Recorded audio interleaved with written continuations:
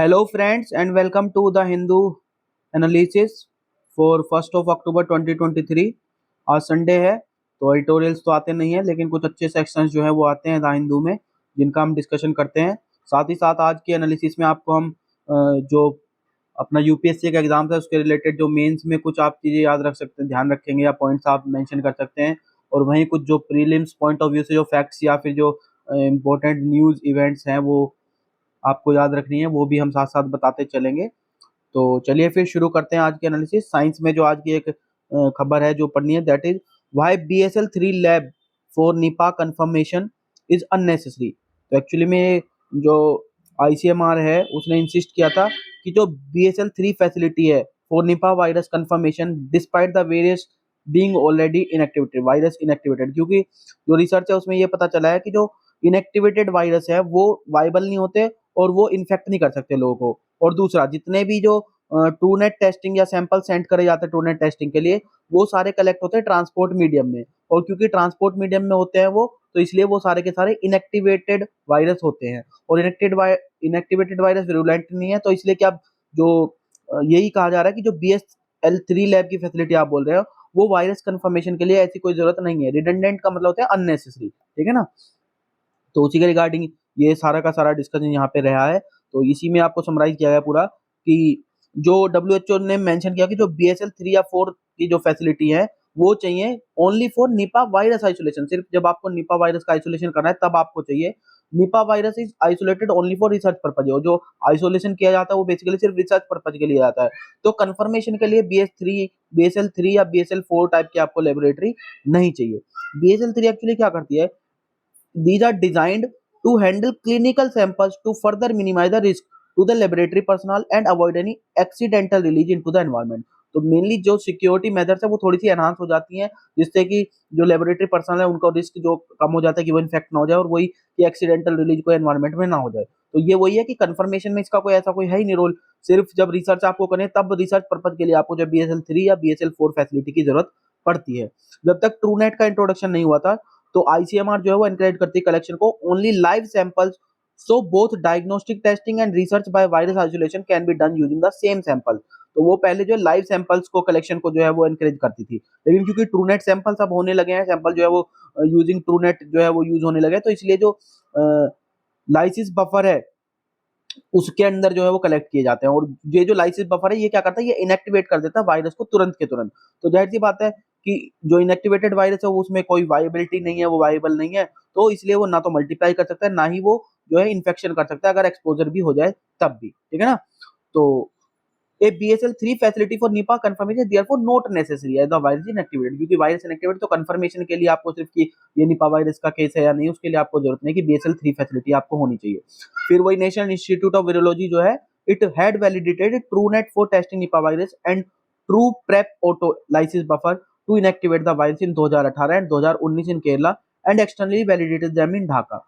फिर अप्रैल 2020 में स्टडी की गई NIV पे, उसने ये देखा कि जो दोनों लाइसिस बफर भी है और जो ट्रांसपोर्ट मीडियम है वो काफी एफिशिएंट है और इनएक्टिवेट कर देते हैं वो SARS-CoV-2 के केस में भी जो हमने ये देखा था, ठीक है ना। तो BSL-2 लैब जो है वो टेस्टिंग और कंफर्मेशन के लिए जो है इस उन पे हम रिलाई कर सकते हैं, और जाहिर सी बात है उन पे रिलाई करेंगे तो प्रोसेस थोड़ा सा स्पीड अप रहेगा, जल्दी जो है प्रोसीजर हो पाएगा, जल्दी जो है टेस्ट वो हो पाएंगे, ठीक है ना। तो मतलब यही जो सिर्फ कंफर्मेशन आपको करना है या टेस्टिंग करनी है तो आप इसको भी जो BSL-2 लैब है उनको कर सकते हैं। BSL-3 लैब भी होनी चाहिए आपके लिए जरूरी नहीं है, ठीक है ना। और वहीं पे जो अगर 2021 में जो स्टडी पब्लिश हुई थी, पेपर हुआ था, उसमें ये बताया था कि जो सेंसिटिविटी ट्रू नेट की वो लगभग 97% और स्पेसिफिसिटी है वो है 100%। तो ये प्री के लिए आप याद रखेंगे इतनी ज्यादा कितनी सेंसिटिव है, कितनी वो है। वहीं पे वही WHO वाला पॉइंट हमने बता दिया कि उसने ये बताया कि जब सिर्फ BSL-3 या 4 फैसिलिटी कब जरूरत पड़ती है, जब हमें आइसोलेशन करना पड़ता है। और आइसोलेशन कब होता है वायरस का, जब सिर्फ उसको रिसर्च पर्पज के लिए यूज करते हैं।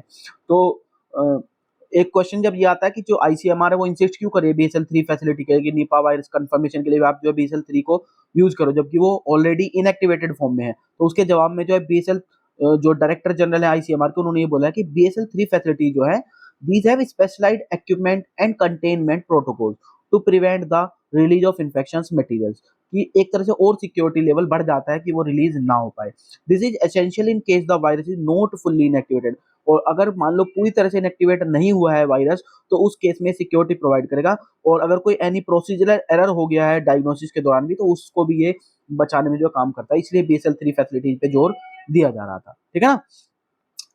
TB patients must also be screen for pre diabetics. तो एक ये दूसरा ये है कि जितने भी टीबी पेशेंट्स हैं उनको जो है पहले प्री डायबिटिक्स के लिए भी जो है स्क्रीन करना जरूरी है। क्यों? क्योंकि यहाँ पे जो एक रिसर्च हुई है, जो डाटा कलेक्ट किया, उसमें ये पाया गया है कि 1 in 2 tuberculosis patients either has diabetes और प्री डायबिटीज, या तो उसको डायबिटीज होती है या प्री डायबिटीज होती है। मतलब 50% केसेज में आपको देखने को मिलेगा कि every other TB patient has some sort of glucose metabolism disorder.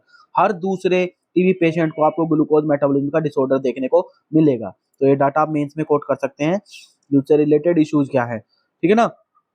जो रिपोर्ट था एक जो TB diabetes extensive TB diabetes के रिगार्डिंग रिसर्च था, उसका पार्ट था गवर्नमेंट का एक जो कंसोर्टियम था। This is report regional prospective observational research for TB, इसकी फुल फॉर्म आप याद रखेंगे, ठीक है ना।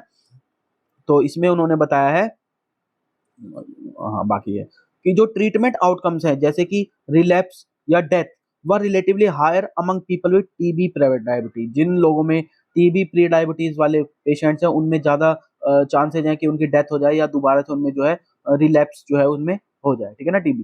तो higher rate of deaths occurred in TB pre diabetes group 6.3% compare to the TB normoglycaemia group 1.3%। देखिए कंपेरिजन आप लिख सकते हैं कि जो डायबिटीज वाले हैं या प्री डायबिटीज से अफेक्टेड वाला ग्रुप है, उसमें जो मोर्टेलिटी रेट है या डेथ रेट है वो काफी ज्यादा 6.3%, और जो नॉर्मल ग्लाइसीमिया ग्रुप है उसमें जो है केवल 1.3% जो है। तो यानी कि यही है कि screening for prediabetes at the time of TB diagnosis, more careful monitoring during and after TB treatment is the need of the hour. तो इन चीजों की जरूरत है कि आप प्री डायबिटीज जो है स्क्रीनिंग भी करें जब आप टीबी डायग्नोसिस कर रहे हैं तब, और जो मॉनिटरिंग है during and after the treatment TB वो भी आपको केयरफुली करनी चाहिए, ठीक है ना। उसके बाद जो एक लास्ट ये बताया कि जो हमें टीबी को एंड करना है 2050 तक का जो हमने गोल रखा है, it is impossible without reducing the prevalence of diabetes and pre diabetes patient. कि जब तक आप इनकी संख्या को नहीं घटाएं, क्योंकि अभी हमने बताया देखा डेथ रेट जो है वो ज्यादा किसमें है, जो प्री डायबिटीज या डायबिटीज वाले पेशेंट हैं उनमें डेथ रेट ज्यादा है। तो अगर आपको टीबी को एलिमिनेट करना है 2025, तो आपको रिड्यूस करना पड़ेगा इन नंबर को जिनमें डायबिटीज की प्रिवलेंस है या प्री डायबिटीज है। Because if you do not do that there are still 50 to 100 million people with glucose metabolism disorder. क्योंकि उसके बावजूद भी अगर आप ये नहीं करते तो 50 से 100 मिलियन लोग ऐसे रह जाएंगे जिनको ग्लूकोज मेटाबॉलिज्म से रिलेटेड डिसऑर्डर आप फाइंड करेंगे, ठीक है ना। चलिए आगे देखते हैं। फ्रीक्वेंटली आस्क्ड क्वेश्चंस में आज काफी अच्छे पोर्शन आए हैं। तो पहला तो इसमें यह है, how important is the first asteroid sample. ये सबको पता होगा, अभी नासा के स्पेसक्राफ्ट ने जो है सितंबर 24 को जो बेन्नू हमारा जो एस्टेरॉइड था उससे कुछ सैंपल जो है वो भेजे हैं। तो ओसाइरिस रेक्स जो है ये यहाँ पे स्पेसक्राफ्ट था, इसकी फुल फॉर्म आपको पहले ही बताई थी, origins spectral interpretation resource identification security regolith explorer. तो फिर के लिए आपको इसकी फुल फॉर्म भी याद रखनी है। ये नासा का जो है स्पेसक्राफ्ट था जो कि भेजा गया था, और इसने एक कैप्सूल में जो इसमें सैंपल हैं रॉक्स के और डस्ट के वो कलेक्ट किए थे। कहाँ से? एस्टेरॉइड 10195 बेन्नू से, जो अर्थ के नियर अबाउट है, ठीक है ना।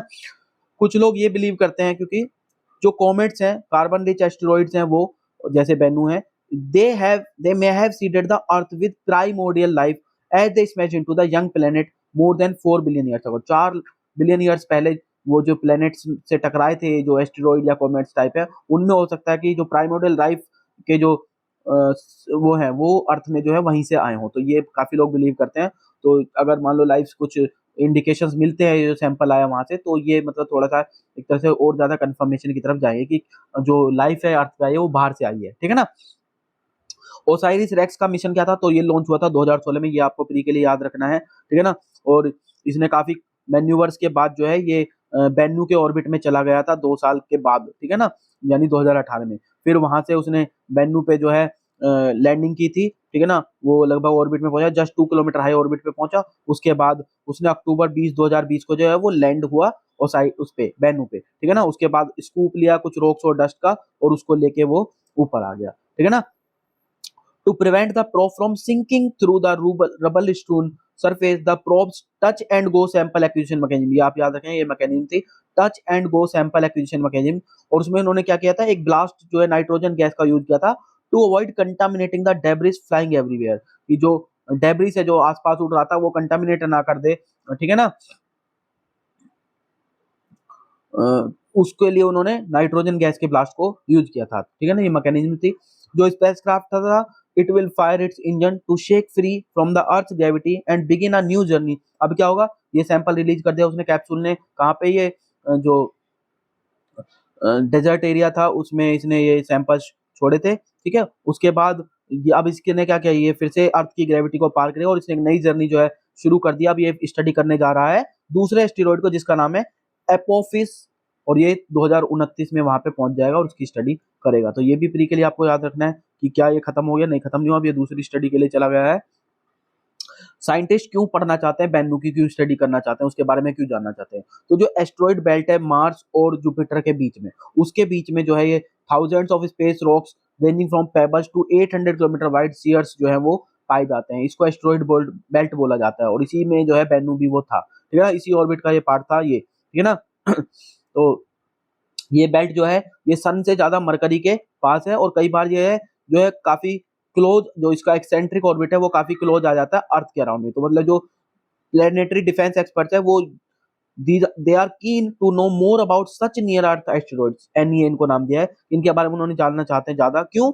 It is isn't improbable for the earth to be threatened with the collision someday, क्योंकि ऐसा होता है किसी दिन ये अर्थ से टकरा जाए। हालांकि पॉसिबिलिटी बहुत कम है, लेकिन फिर भी मेजर्स जो है वो रखनी चाहिए, है ना। दूसरा जो रीजन है वो ये, पहला रीजन तो बताया हमने कि कहीं अर्थ से न टकरा जाए इसलिए उसको स्टडी करना जरूरी है। दूसरा रीजन ये है कि apart from planetary security the origins of life on Earth to study asteroids like Bennu is the possibility of mining them. तीसरा जो है वो है माइन करने का। पहला जो है वो प्लेनेटरी सिक्योरिटी है, दूसरा ओरिजिन ऑफ लाइफ को अर्थ पे समझने के लिए है, और तीसरा जो है वो क्या, पॉसिबिलिटी ऑफ माइनिंग देम। क्योंकि नासा का जो गैलीलियो था जो लॉन्च हुआ था 1989 में, और जो नियर शूमेकर था 1996 में लॉन्च किया था नासा ने, और उसके बाद जापान ने हायाबुसा 1 2003 में और हायाबुसा 2 2014 में, इन्होंने चारों ही मिशन में ये पाया गया था कि many asteroids are solidified debris from supernovae and are made of the same stuff as the solar system. उसी स्टफ से बने हैं जिससे हमारा सोलर सिस्टम बना है। क्या क्या है वो? डस्ट है, रॉक्स है, वाटर आइस है, और कुछ एलॉय है आयरन के, निकल के और कोबाल्ट के, ठीक है ना। तो मतलब मिनरल रिच ये सारे हो सकते हैं। तो मिनरल जो माइनिंग की पॉसिबिलिटी है वो भी वहां पे लगाई जा रही है, ठीक है ना। Any near Earth asteroids could be better pit stops than the moon, where space missions can drop payloads off to be returned to the ground। तो जो नियर अर्थ एस्टेरॉइड्स है उनसे ज्यादा आसान है कि वहां से पेलोड्स जो है लेके वो अर्थ पे जो है रिटर्न कर जाएं, ठीक है ना। लेकिन चैलेंजेस भी हैं, जैसे low gravity, lack of atmosphere, radiation exposure, ये सब चैलेंज है जिनको ओवरकम करने की जरूरत है। तो ये क्वेश्चंस थे जो बेन्नू से रिलेटेड थे हमारे पास, ठीक है ना। दूसरा जो क्वेश्चन है the concern of using Aadhaar in welfare schemes, ये आपको पता होना चाहिए। अभी मूडी ने जो है एक रिपोर्ट जारी की थी जिसमें कहा था decentralised finance and digital assets, जिसमें उसने कहा था कि जो डिसेंट्रलाइज्ड डिजिटल आइडेंटिटी सिस्टम है उनको एडवोकेट किया था, और वहीं पे जो सेंट्रलाइज्ड बायोमेट्रिक सिस्टम है जैसे कि इंडिया का आधार, उसको उसने एक तरह से अपोज किया था, ठीक है ना। उन्होंने बोलता है इसकी जगह हमें डिसेंट्रलाइज जो है आईडी यूज करनी चाहिए, ठीक है ना। तो आधार सिस्टम में बेसिकली क्या क्या हर्डल्स आ रही हैं? The burden of establishing authorisation and concerns about the biometric reliability, दोनों ये कंसर्न्स हैं। एक तो कोई ऑथराइजेशन को एस्टेब्लिश कैसे करना है, जो बर्डन है वो, और दूसरा जो बायोमेट्रिक पे रिलायबिलिटी है या नहीं, रिलाय कर सकते हैं या नहीं कर सकते, दूसरा वो, ठीक है ना। इंडिया का क्या रिएक्शन था? तो इंडिया ने जाहिर सी बात है उसको रिफ्यूट किया है, ठीक है ना, जितने भी क्लेम उसके थे।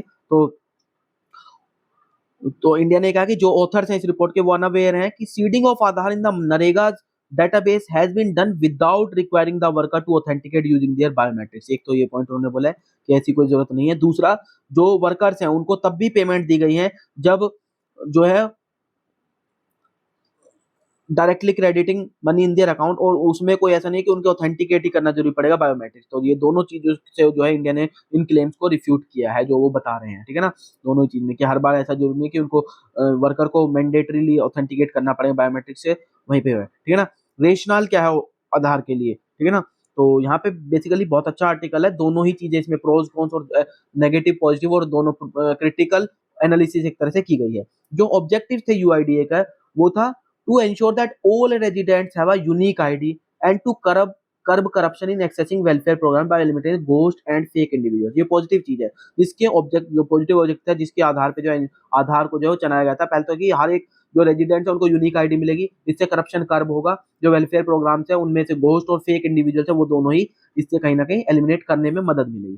तो प्री के लिए आपको ये डेफिनेशन देखने, घोस्ट क्या होते हैं और फेक क्या होते हैं। तो इंडिविजुअल को घोस्ट बोला जाता है if they access ration in the name of a dead person. अगर किसी डेड पर्सन के नाम पे आप राशन ले रहे हो तो उसको घोस्ट बोला जाता है। वहीं पे फेक बोला जाता है if they access ration even though they are not officially entitled to it. अगर कोई आदमी ऑफिशियली एंटाइटल्ड नहीं लेकिन फिर भी वो उसको राशन को या बेनिफिट स्कीम्स को, बेनिफिशियरी स्कीम्स को एक्सेस कर पा रहा है, ले रहा है उनके बेनिफिट, तो उसको फेक बोला जाता है। तो ये दोनों डेफिनेशन आप याद रखेंगे। By removing ghost and duplicate the government has claimed substantial savings in welfare schemes through the usage of Aadhaar. तो गवर्नमेंट ने ये क्लेम किया है कि इस घोस्ट और डुप्लीकेट जो आईडीज बनी हुई है या फेक आईडीज बनी हुई है उनको रिमूव, इनको हटाने से, एलिमिनेट करने से जो है जो सब्सटेंशियल सेविंग्स हुई है वेलफेयर स्कीम्स में, ठीक है ना, और आधार का यूज करके ये सब किया गया है। रोल क्या है आधार का कैश विथड्रॉल में, तो इसको समझते हैं। Aadhaar becomes the financial address of the individual and cash transferred by the government get deposited to the last Aadhaar linked bank account. ये पूरा ऊपर प्रोसीजर समझाया कैसे आधार को लिंक किया जाए। तो आधार से लिंक्ड जो बैंक अकाउंट है लास्ट वाला, उसमें जो है गवर्नमेंट जो है डिपॉजिट कर देती है पैसे को, ठीक है ना। इंडिविजुअल्स विथड्रॉ करते हैं मनी आधार लिंक्ड बैंक अकाउंट से फ्रॉम प्राइवेट बैंकिंग कियोस्क और through private banking correspondent who use their point of sale machines to authenticate individuals using their biometrics। और इस प्लेटफॉर्म को बोला जाता है AEPS, आधार एनेबल्ड पेमेंट सिस्टम। तो ये भी आप प्री के लिए याद रखेंगे। आधार का यूज कंसर्निंग क्यों है, तो 8 नो यहाँ पे कंसर्न जो है वो ओथन यहाँ पे होता है। पहला ये है कि जो मेन टाइप ऑफ करप्शन होता है वो होता है क्वांटिटी फ्रॉड। क्वांटिटी फ्रॉड का मतलब अगर कोई एंटाइटल है 35 किलोग्राम राशन के लिए तो उसको सिर्फ 30 किलोग्राम 25 किलोग्राम दिया जाता है। तो ये तो आप तब भी एक तरह से नहीं रोक पा रहे हैं, ठीक है ना, आधार से आपने बायोमेट्रिक से उसको लिंक किया। तो आधार है no role in either detecting और प्रिवेंटिंग दिस फ्रॉड। इस फ्रॉड को ना तो आधार डिटेक्ट कर पा रहा है आधार से लिंक करने पे, ना ही इसको डिलीट कर पा रहा है, ना रोक पा रहा है, ठीक है ना। दूसरी चीज, बहुत सारे रूरल एरियाज में अगर देखें तो लोगों को जो है कई बार मल्टीपल ट्रिप्स करनी पड़ती है राशन शॉप पे जाने के लिए to authenticate with no guarantee that the authentication will work. और उसमें भी कई बार ये गारंटी नहीं रहती कि ऑथेंटिकेशन इस बार भी हो पाएगा। तो ये दूसरा एक चैलेंज है या कंसर्न है। तीसरा, lack of reliable internet rural area में नहीं है। फेडिंग फिंगरप्रिंट्स, जो लेबर है या एग्रीकल्चरल लेबर्स हैं उनके फिंगरप्रिंट्स कई बार, या एज के साथ भी जो है, या हमारे बताया था कि जो इंडिया का क्लाइमेट है थोड़ा ह्यूमिड है उसमें भी फिंगरप्रिंट जो है नहीं होते हैं कई बार अच्छे से। तो among daily wage workers, lack of phone connectivity to get N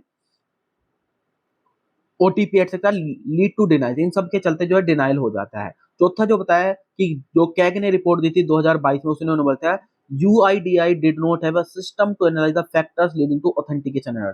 कि ऐसा कोई सिस्टम उन्होंने नहीं बनाया है, ऐसा कोई मैकेनिज्म नहीं है जिससे एनालाइज हो सके कि क्या क्या फैक्टर्स है जो ऑथेंटिकेशन होने से जो एरर आते हैं ऑथेंटिकेशन में उनको लीड कर रहे हैं, ठीक है ना। पांचवी जो कंसर्न है वो ये है कि जो फाइनेंशियल इंस्टीट्यूशंस है रूरल एरियाज में, they tend to coerce workers to link their Aadhaar with the bank account without consent। बिना उनके कंसेंट के उनको बोला जाता है कि आप लिंक कराइए आधार को अपने बैंक अकाउंट के साथ। और इससे क्या होता है, this leads to wage getting diverted to some account without the workers knowledge. बिना वर्कर के नॉलेज के जो उनके जो अमाउंट है या वेजेस हैं वो दूसरे अकाउंट में पहुंच जाते हैं, ये भी कंसर्न है। फिर इसका एक एग्जाम्पल भी दिया होता है जिसे आप केस स्टडी में कोट कर सकते हैं। बच्चे पूछते हैं कई बार कि केस स्टडी एग्जाम्पल कहाँ से, तो ये रिसेंट एग्जाम्पल ही कहते हैं। जैसे एयरटेल वॉलेट में जो है काफी सारी जो है पेमेंट जो रिडायरेक्ट होती है जिससे काफी ज्यादा इश्यूज या है वो क्रिएट हो गया था। तो ये एग्जाम्पल है एक। फिर अगला जो कंसर्न है वो ये misdirected payment through Aadhaar are difficult to detect and are nearly impossible to resolve. अगर गलती से किसी और का बैंक अकाउंट लिंक हो गया आधार के थ्रू तो जो मिस डायरेक्टेड पेमेंट है ना तो आप उनको डिटेक्ट कर पाते हैं, बहुत डिफिकल्टी से डिटेक्ट होते हैं, और नियरली इम्पॉसिबल है कि उनको रिजोल्व किया जा सके, ठीक है ना। फिर रिसर्चर्स हैं कुछ जैसे जीन ड्रेज, रितिका खेरा, राहुल लहोती, आनंद वेंकट नारायणन, इन सब ने डिमोन्स्ट्रेट किया है that the saving claims of the government are misleading. जो भी गवर्नमेंट क्लेम कर रही थी, जब पीछे जो बताया कि सेविंग्स हो रही है वेलफेयर स्कीम्स में या फंडिंग में, फंड्स में गवर्नमेंट के उसमें एक्सचेकर वो एक तरह से मिसलीडिंग है, ऐसा कोई खास उसमें वो नहीं दिखाया है। फिर दूसरा जो ये डिले का बोला कि जल्दी से उनको पेमेंट्स मिल जाएंगी, ठीक है ना, तो उसमें ये भी बताया कि गवर्नमेंट का क्लेम यह है कि आधार को मनरेगा में यूज करके उन्होंने डिलेज को रिड्यूस किया है वेज पेमेंट्स में। वहीं पे जो वर्किंग पेपर जो इशू किया गया था यूजिंग 31 मिलियन मनरेगा वेज ट्रांजेक्शन, उसमें डेमोन्स्ट्रेट किया गया कि कोई ऐसा स्टैटिस्टिकल एविडेंस है नहीं जिसमें जो क्लेम है जो क्लेम है कि जल्दी बायोमेट्रिक्स की वजह से जल्दी पेमेंट हुई, वो नहीं है। बल्कि जो मेन इशू था वो था points to lack of sufficient funds as the reason for delay. Delay का कारण था कि फंड्स ही सफिशिएंट नहीं थे, इसकी वजह से पेमेंट्स में डिले हो रहा था। उसके अलावा कुछ सिक्योरिटी कंसर्न्स भी है दैट जैसे कि कई बार इंडिविजुअल्स को जो एईपीएस ऑपरेटर्स हैं वो कई बार उनको करते हैं कि मल्टीपल टाइम्स उनको ऑथेंटिकेट कराते हैं, कई बार नहीं होता है, लेकिन हर बार जब वो ऑथेंटिकेशन कराएंगे तो उससे एक्सेस मिलता है उनकी बैंकिंग के लिए। बैंकिंग करस्पॉन्डेंट जॉब है, वो हर बार जो इंडिविजुअल का बैंक अकाउंट है उसको ऑपरेट करने की उसको एक्सेस मिलती है। तो इसमें क्या हो सकता है, इसमें वो कर सकता है कि जो वर्कर के अकाउंट से मनी है वो विदड्रॉ कर सकता है और दूसरे अकाउंट में कर सकता है, ठीक है ना। या ऐसे भी देखे गए इंस्टेंसेस, जैसे केस स्टडी में आप इसको भी डालेंगे कि they have been signed up for government insurance programme without consent, बिना कंसेंट के उनको गवर्नमेंट इंश्योरेंस प्रोग्राम का उनको पार्ट बना दिया जाता है। जैसे ₹10 करोड़ का जो स्कॉलरशिप स्कैम था झारखंड में जो 2020 में होता, वो इसको एग्जांपल के तौर पे आप देख सकते हैं, उसमें यही किया गया था बेसिकली। तो ये केस स्टडी है, ये एक आप इसको एग्जाम्पलीफाई कर सकते हैं अपने मेंस के आंसर में। करंट इम्पैक्ट से क्या है, करंट इश्यू क्या चल रहा है, करंट दोनों में क्या टसल है। तो गवर्नमेंट पुश कर रही है कि आधार बेस्ड पेमेंट जो मैंडेटरी करे नरेगा में, और उससे काफी ज्यादा वर्कर्स हैं या फील्ड ऑफिसर्स हैं वो इसका रजिस्ट कर रहे हैं, उसका विरोध कर रहे हैं, ठीक है ना। कई बार ये भी दिखाया गया जॉब कार्ड जो सेवरल एक्टिव वर्कर्स थे उनके डिलीट कर दिए कि आपने उनको घोस्ट बता के कि ये घोस्ट अकाउंट है, क्योंकि वो एक तरह से बायोमेट्रिक्स वेरीफाई नहीं कर पाते, उनको घोस्ट अकाउंट बता के जो है उनको डिलीट कर दिया गया है।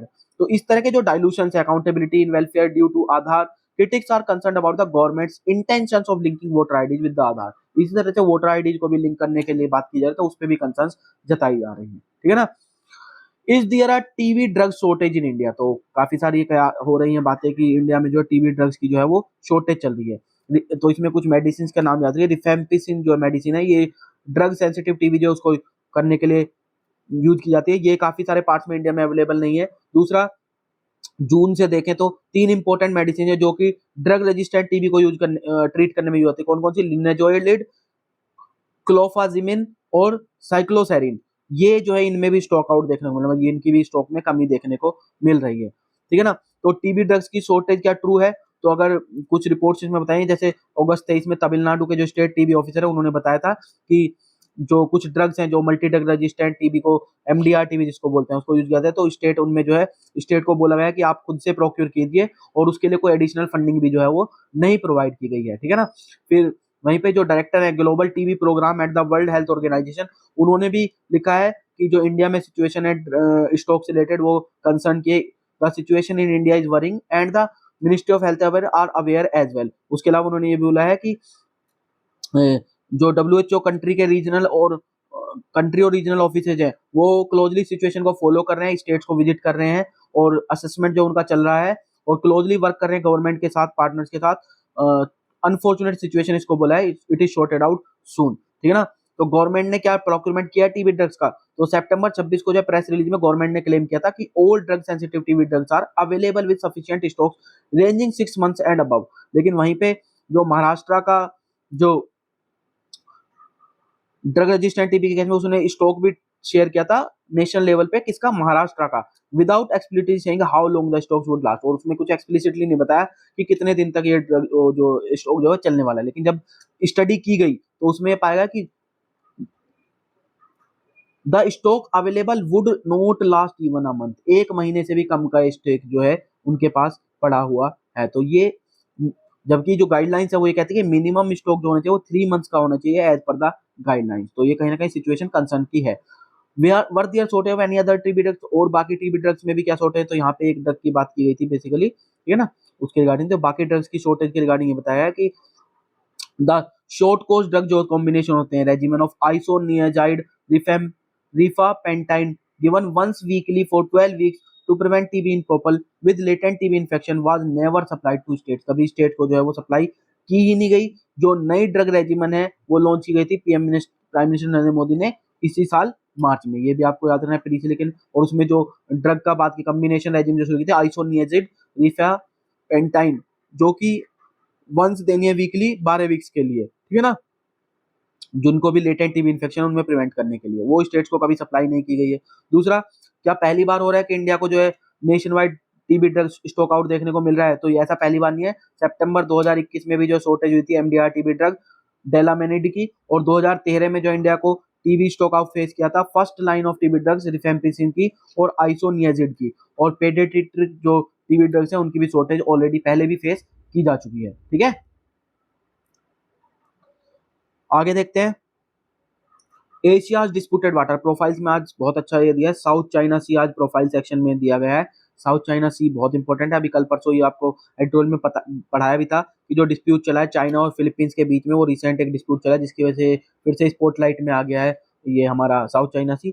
तो साउथ चाइना सी को एक बार देख लेते हैं। It is a strategic body of water abutting the Western Pacific region में जो है ये वाटर बॉडी है, और नॉर्थ में जो है इसके चाइना और ताइवान है, और वेस्ट पे इसके जो है इंडो चाइनीज पेनिनसुला है जिसमें लंबी सी वियतनाम की कोस्ट आती है, थाईलैंड आता है, मलेशिया और सिंगापुर आता है।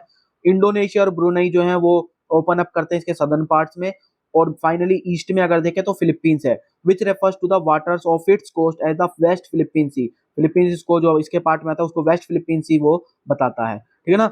और अगर ट्रेड की बात करें तो लगभग 3.37 ट्रिलियन डॉलर के वर्थ का जो है ट्रेड जो है वो इस साउथ चाइना सी से पास हुआ था 2016 में, ठीक है ना। ये रिपोर्ट किसने दी थी? Centre for strategic and international studies की रिपोर्ट है। वहीं पे अंकटाड की अगर देखें, United Nations conference on trade and development, तो ये बताता है कि 80% जो ग्लोबल ट्रेड है बाय वॉल्यूम और 70% बाय वैल्यू वो ट्रांसपोर्ट होता है सी के द्वारा। वहीं पे टोटल वॉल्यूम में से देखें तो जो 60% है वो पास होता है एशिया से, और साउथ चाइना सी में उसमें एस्टिमेटेड 1/3 जो है ग्लोबल शिपिंग का पार्ट जो है वो साउथ चाइना सी उसमें देखता है। तो टोटल वॉल्यूम में से 60% एशिया में पास होता है और उसमें साउथ चाइना का हिस्सा कितना है? 1/3 है, ठीक है ना, ग्लोबल शिपिंग में। तो काफी इंपॉर्टेंट मतलब एरिया है अगर ट्रांसपोर्ट वाइज देखें तो सीएसआई रिपोर्ट ने ये भी एस्टिमेट किया था कि 60% जो चाइनीज ट्रेड है वो पास करता है इससे, साउथ चाइना सी से, हाईएस्ट है जो किसी कंट्री के लिए। वहीं पे कॉन्टेक्स्ट में देखें तो केवल 14% जो है यूएस ट्रेड जो है वो इससे पास होता है। तो ये प्री और मेंस दोनों में आप याद रख सकते हैं, मेंस में भी आप कोट कर सकते हैं इसके इंपॉर्टेंस पे जब बात आएगी कि चाइना के लिए क्या इंपॉर्टेंस है उसका या बाकी कंट्रीज के लिए क्या इंपॉर्टेंट है इसका। तो डिस्प्यूट की तो बात सबको पता ही होगा कि साउथ चाइना की क्या डिस्प्यूट चल रही है बेसिकली।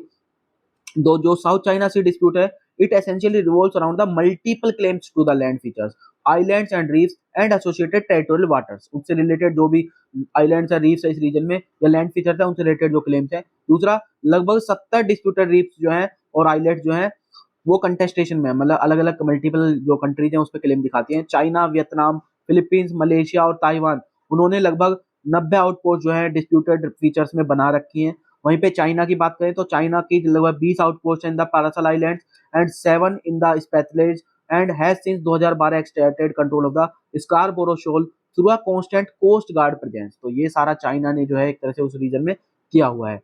तो आगे देखते हैं अभी साउथ चाइना सी का, आप एक बार ये देखना चाहे तो मैप देख सकते हैं, ये चाइना है, ठीक है ना, ये ताइवान है, वहीं पे ये आपका वियतनाम है, और ये पैसिफिक ओशन हो गया, ये फिलीपींस है हमारा, ठीक है, ये आपका मलेशिया हो गया, ये ब्रुनई हो गया, ठीक है ना। इन सब के अपने, ये हांगकांग हो गया, ये सब अलग अलग क्लेम जो है वो दिखा रहे हैं। ये पैरासल आइलैंड्स है, नॉर्थ साउथ आपको बोला था अरेंज करने के लिए आ सकता है, तो ये पैरासल आइलैंड्स है, ये स्कारबोरो शोल है, और ये आपका स्प्रेटलैंड्स है। तो नॉर्थ साउथ में PSS, Paracel islands, Scarborough Shoal और स्पेटले आइलैंड्स आपको याद रखना है, ठीक है ना। तो ये तो साउथ चाइना सी की बात हुई। अब यहाँ पे बेसिकली क्या होता है, अब यूएन क्लोज की बात कर लेते हैं। तो ये भी आपको प्री में इंपॉर्टेंट है क्योंकि इस पे क्वेश्चन ऑलरेडी पूछा जाएगा, फिर से आपसे पूछ सकता है। यूएन क्लोज और जो एक्सक्लूसिव इकोनॉमी है दोनों पे ही प्री में क्वेश्चन पूछा जा सकता है यूपीएससी में। तो आपको याद रखना है, United Nation Convention on the Law of the Sea, वो ये कहती है कि every state has the right to establish the breadth of its territorial sea up to a limit not exceeding 12 natural nautical miles। इस तक जो है उसका वो एस्टेब्लिश कर सकती है अपने टेरिटोरियल सी को, बोला जाता है उसकी जो कितनी लिमिट है वो है 12 नॉटिकल माइल्स तक। वहीं पे एक्सक्लूसिव इकोनॉमिक जोन जो है वो है up to 200 nautical miles from the territorial sea baseline. जो टेरिटोरियल सी बेस लाइन है उससे 200 नॉटिकल माइल्स तक आपकी आती है एक्सक्लूसिव इकोनॉमिक जोन, और ये हर एक स्टेट को जो है राइट है कि वो एस्टेब्लिश कर सकते हैं इन दोनों चीजों को, ठीक है ना। तो इसमें बाकी सारा तो जो ये डीओसी आपका declaration on the conduct of party और जो COC conduct of claim conduct code of conduct के रिगार्डिंग ये सारा कुछ बताया कि कैसे जो है आसियान और चाइना के बीच जो है वो चल रहा है कि इसको रिजोल्व किया जा सके। फिर 2013 में जो फिलीपींस है उसने इनिशिएट किया था arbiter proceeding against China under the UNCLOS के अंडर जो है चाइना के उन्होंने इनिशिएटिव की थी। फिर 2016 में जो रूलिंग आई थी पीसीए परमानेंट कोर्ट आर्बिट्रेशन ने, उसने जो चाइना का जो 9 डैश लाइन का क्लेम था उसको रिजेक्ट कर दिया था। तो 9 डैश लाइन आपको मैप में दिखा देते हैं, ये दिख रहे हैं आपको, first, second, third, fourth, fifth, sixth, seventh, eighth, ये 9 डैश लाइन है जिसको, एट्थ और नाइन्थ, ये 9 डैश लाइन है जिसको चाइना कहता है कि ये सारा रीजन मेरा है। चाइना लगभग 90% ऑफ साउथ चाइना सी पे क्लेम करता है, और ये सारा का सारा ऑयल और गैस रिजर्व्स में जो है काफी रिच रीजन है। तो इस क्लेम को जो है जो परमानेंट कोर्ट ऑफ आर्बिट्रेशन है उसने जो है रिजेक्ट कर दिया था।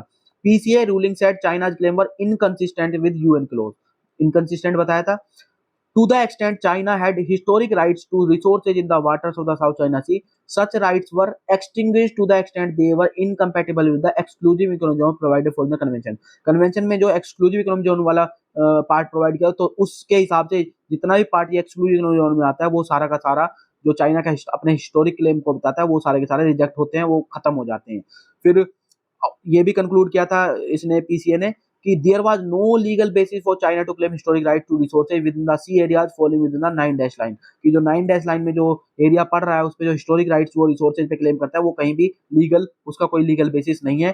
फिर फर्दर नोट ये किया था यूएन क्लोज ने कि island generate an exclusive economic zone of 200 nautical miles and A continental shelf. तो आइलैंड्स है उसमें इकोनॉमिक एक्सक्लूसिव इकोनॉमिक जोन भी है 200 नॉटिकल माइल्स की, और जो कॉन्टिनेंटल शेल्फ है वो भी होती है। लेकिन जो rocks which cannot sustain human habitation or economic life of their own shall have no exclusive economic zone or continental side। दूसरी बात जो रॉक्स हैं जिन पे कोई ह्यूमन हैबिटेशन सस्टेन नहीं करती है या इकोनॉमिक लाइफ नहीं है उनकी खुद की, वो ना तो उनमें एक्सक्लूसिव इकोनॉमिक जोन आती है ना ही उनमें कॉन्टिनेंटल सेल्फ आती है। तो ये दोनों चीजें हैं। इसको कैट एंड माउस का गेम बताया है, जो चाइना जो है चाइना की सॉवरेनिटी उस पर क्लेम करता है और रेलेवेंट राइट्स क्लेम करता है, वहीं पे जो अदर कंट्रीज है वो अपनी कर रही है। तो दोनों में जो टॉक चलो उसको कैट एंड माउस गेम बताया गया है, ठीक है ना। इट दूसरी चीज इंपॉर्टेंट जो है साउथ चाइना सी का, तो it is not only the direct claimant that have a stake in the future of the South China Sea. सिर्फ ऐसा नहीं है कि जो सिर्फ डायरेक्टली जो क्लेमेंट्स हैं वही उनका स्टेक है, जो बाकी कंट्रीज है उनका भी उस पर क्लेम है, क्योंकि at least 55% of India trade passes through the South China Sea. तो मिनिस्ट्री ऑफ एक्सटर्नल अफेयर्स के हिसाब से देखें तो इंडिया का भी जो है लगभग 55% ट्रेड जो है वो इसी साउथ चाइना सी से पास होता है। इंडिया के लिए भी वो बहुत इंपॉर्टेंट प्लेस रखता है, ठीक है ना। तो दिस इज इट। फिर आज प्रोफाइल में एक जो आई थी वो वाहिदा रहमान जी का आया है। वाहिदा रहमान जी को जो है इस साल सेलेक्ट किया गया दादा साहेब फाल्के अवार्ड के लिए, तो ये आपको याद रखना है। सीजन्ड एक्टर हैं काफी और जनरेशंस को काफी उन्होंने इंस्पायर किया है, ठीक है ना। और इनके बारे में थोड़ा सा देख लेते हैं। तो इन्होंने बहुत ही अच्छी अच्छी फिल्मों में जो है एक्टिंग की है इन्होंने, और बहुत इन्हें फिल्म अवार्ड भी मिला, नेशनल अवार्ड भी मिला इनको। Hailing from a modest South Indian family that had lost its breadwinner early, mister Rahman decline to adopt a screen name, उन्होंने कोई स्क्रीन नहीं अडॉप्ट किया। और ये एक सिंबल है अवर कल्चरल डाइवर्सिटी का। The young Mrs Rahman could speak chest Urdu and perform Bharatanatyam, वो उर्दू में बोल सकती थी और वो भरतनाट्यम भी वो परफॉर्म करती थी। तो एक तरह से डाइवर्सिटी को रिप्रेजेंट करती हैं, एक आइकॉन के रूप में वो, सिंबल के रूप में जो है वो हमारी हैं। Her innate sense of humour and irreverence comes through as the lively Zeba a delightful contrast to Meena Kumari. तो उनका जो ये इंपॉर्टेंट चीज है इनेट सेंस जो उनमें ह्यूमर थी ये बताया गया है उसमें। She once told this journalist that once she liked a raw story, she never thought of the repercussions of playing a character। कि अगर उन्हें एक बार स्टोरी अच्छी लग गई तो फिर उसके क्या रिपरकशंस होने उस कैरेक्टर को प्ले करने के लिए उसके बारे में नहीं सोचती थी, ठीक है ना। Mr Mrs Rahman age like fine wine to deliver some memorable performances in less known film such as Zindagi Zindagi, नमकीन एंड 15 पार्क एवेन्यू। तो कुछ लेस नोन फिल्म में उन्होंने बहुत अच्छी जो है परफॉर्मेंस, जो मेमोरेबल परफॉर्मेंस में उन्होंने दी है। और मिसेस रहमान को कंपेयर किससे किया है, एक वाइन से, फाइन वाइन से कंपेयर किया, जो कि एज के साथ साथ और ज्यादा परफेक्ट होती चली जाती है। तो ये उनके बारे में सारा कुछ बताया, उनकी बहुत सारी मूवीज यहाँ पे बताई किस किस मूवीज में उन्होंने पार्ट लिया है वो सब है। तो यही सारा है। तो this is it for today's discussion. एक और देख लेते हैं लास्ट का। हाँ ये एक रहेगा, ये China economy stabilise factory activity rebound. तो जो सितंबर में पीएमआई जो इंडेक्स रिलीज किया चाइना के लिए, उसने ये दिखाया कि फैक्ट्री एक्टिविटी जो है वो एक्सपेंड हुई है first time in 6 months as per survey of major manufacturers. Non manufacturing also improve, non manufacturing भी है उसमें इंप्रूवमेंट दिया है। तो चाइना की जो सितंबर की मैन्युफैक्चरिंग पीएमआई है वो 50.2 है। तो यानी कि 50 से ऊपर जब होता है तो हमने बताया था ग्रोथ है, और 50 से नीचे रहता है पीएमआई तो मतलब ग्रोथ नहीं है, यानी कि साइन हुए हैं कि बॉटम आउट होने लगा है जो भी इकोनॉमी जो फेस कर रही थी प्रॉब्लम्स को। इंडस्ट्रियल प्रॉफिट देखें तो जंप हुए हैं सरप्राइज 17.2% से अगस्त में। वहीं नॉन मैन्युफैक्चरिंग पीएमआई देखें तो जिसमें सर्विसेज आती हैं, आपकी कंस्ट्रक्शन आता है, तो वो भी जो है 51.7 से और 51.0 से जो है वो भी पीएमआई उनमें भी ऊपर आया है। लेकिन जो प्रॉपर्टी सेक्टर में डेब्ट क्राइसिस वो अभी भी जो है वो बना हुआ है। तो यही सारा इसमें बताया गया है। बाकी देखते हैं आगे क्या है। स्पोर्ट्स में एशियन गेम्स चल रहे हैं, इंडिया का परफॉर्मेंस उसमें अच्छा है, शूटिंग में भी अच्छा चल रहा है, एथलेटिक्स में भी। तो पोरबंदर के ऊपर आज जरूर दिया है। Porbandar is best known for being the birth place of Mahatma Gandhi, लेकिन इसके जो हेरिटेज आर्किटेक्चर है और ट्रेडिशनल जो उसके वे ऑफ लाइफ है, it also draw tourist to the town in Gujarat. तो ये 3 चीज पे बेस्ड है। Rano, Pano and Bhano goes to the local saying to describe the beautiful coastal town को डिस्क्राइब करता है। रानो क्या है? It refers to the last king of Porbandar Natwar Singh ji Rana Jethwa. Pano क्या है? It is the local limestone. And Bhano क्या है? It refers to the Bhanji Lavji Ghiwala, a firm still in business with its founding family, 6th generation managing its operation, Chhathi generation जो इसके manage कर रही है। तो रानो, पानो और भानो से इसको जाना जाता है। जो लोकल लाइमस्टोन फाइंड्स है place in most of the 200 year old houses that flash in the town. तो मेन जो हाउस है 200 साल पुराने, उनमें जो वो लाइमस्टोन के बने हुए और वो अभी भी वहां पे लोग रह रहे हैं, ठीक है ना। गांधी जी बर्थ प्लेस क्या था? कीर्ति मंदिर, ये आपको प्री के लिए याद रखना है। It is in the heart of the town, बिल्कुल टाउन के बीचों बीच है। और यूनिक एस्पेक्ट जो है इन बिल्डिंग्स का वो ये है कि they have rounded corners. In buildings के क्या है? राउंडेड कॉर्नर्स हैं जो बिल्डिंग्स हैं वहाँ पे, आर्किटेक्चरल बिल्डिंग्स हैं। तो ये सारा कुछ इसमें बताया गया है, ये सारी इसमें बताई गई है, ये सारे फीचर्स दिए गए हैं। ये आप देख सकते हैं, ये कीर्ति मंदिर है, यहाँ पे गांधी जी का बर्थ प्लेस है। कस्तूरबा गांधी का जो पेरेंटल होम है वो है, ठीक है ना। ये यहाँ पे वो जो कॉर्नर की बात की, राउंडेड कॉर्नर, ये देखिए आप यहाँ पे कॉर्नर्स पे जो है वो कैसे जो गेट कीपर्स लगा रखे हैं, ठीक है ना। ये ओल्ड कोर्ट है पोरबंदर में। ये विक्टोरिया जुबली मदरसा है जो एस्टेब्लिश हुआ था 1887 में, वो अभी भी चल रहा है। ये भावी सिंह जी हाई स्कूल जो कि 1904 में एस्टेब्लिश था, वहीं पे 200 साल का पुराना आप लाइमस्टोन हाउस देख सकते हैं जिसमें लोग अभी भी रह रहे हैं। तो यही सारा दिया है। तो दिस इज इट। होप आपको डिस्कशन अच्छा लगा होगा। अगर अच्छा लगा तो आप वीडियो लाइक कर सकते हैं, चैनल को ज़्यादा शेयर करेंगे, सब्सक्राइब तो आउटरीच बढ़ेगी। और होप आपको ये अब पैटर्न जो है वो अच्छा लग रहा होगा। अगर आप कुछ इम्प्रोवाइजेशन चाहते हो कमेंट सेक्शन में कमेंट कर सकते हैं। तो थैंक यू।